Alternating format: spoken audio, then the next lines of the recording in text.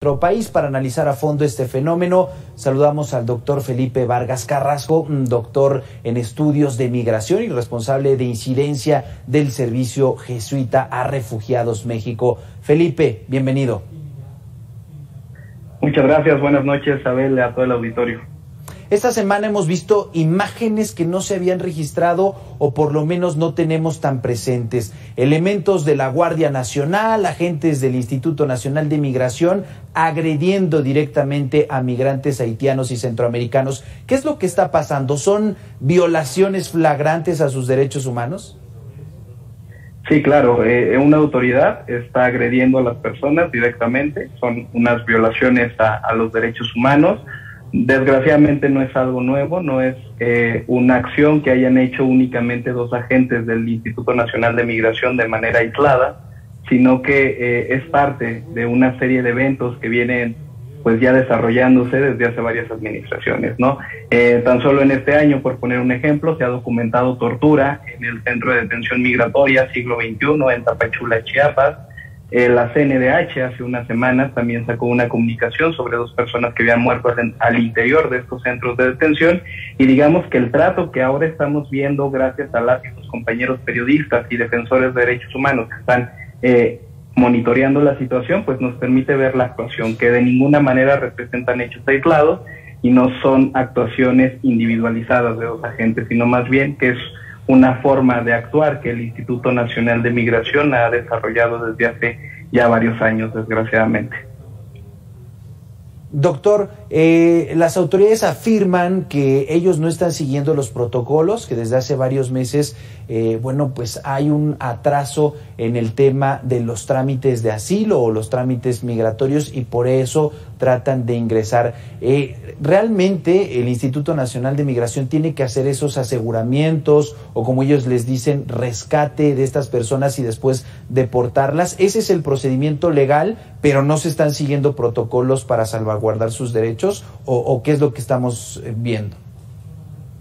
Pues se identifican una serie de violaciones. En principio, y una de las más relevantes es que las personas no tienen acceso a un debido proceso en sus solicitudes de refugio en México. Las personas llegan y para poder acceder a su solicitud, bueno, a la solicitud como tal, pues tienen que pasar una serie de trámites burocráticos virtuales ahora, porque tienen que llenar un formulario, al menos en Tapachula, y digamos que una vez que ya has solicitado la condición de refugiado en México, la legislación no permite que te muevas a otra entidad federativa. Esto quiere decir, no se pueden mover de Chiapas las personas que lo han solicitado ahí, que representan casi el 75% de las solicitudes que hemos tenido en este año. Sin embargo, podrías moverte a otras ciudades o a otros lugares de la misma entidad. Es algo que no se les ha permitido a las personas.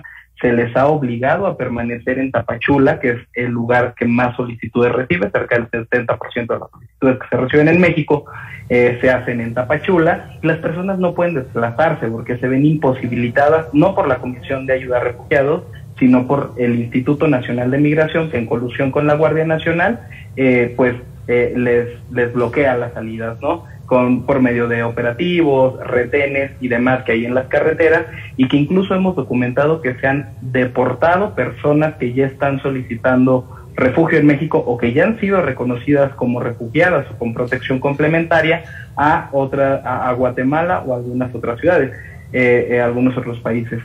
Esto es una violación a un principio de no devolución que dice que las personas que están solicitando la protección internacional no pueden ser devueltas a un país o un espacio donde su vida corre riesgo.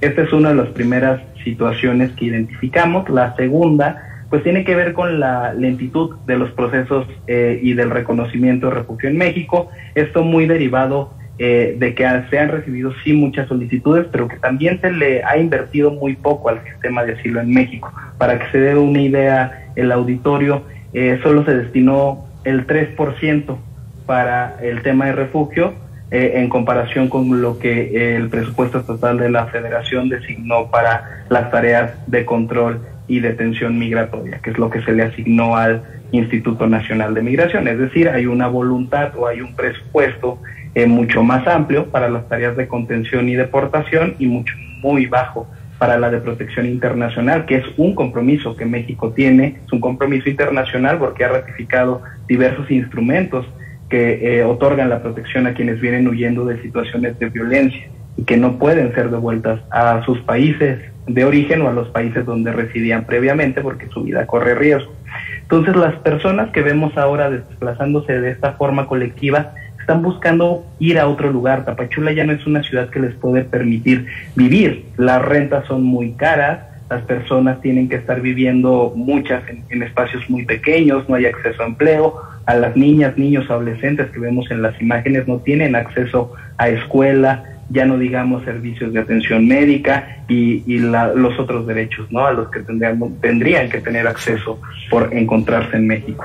Doctor, ante este desacato o falta de seguimiento a los protocolos con los que tendrían que dirigirse a los migrantes y todo lo que nos has comentado sobre los procedimientos y la inversión que se tiene en este Instituto Nacional de Migración, ¿hablaríamos de un fracaso en sus objetivos? Y en todo caso, ¿qué tendría que hacer? ¿Tendría que venir otra institución? ¿Sanciones muy importantes para los mandos? ¿Qué es lo que tendríamos que hacer para mejorar esta institución, este instituto?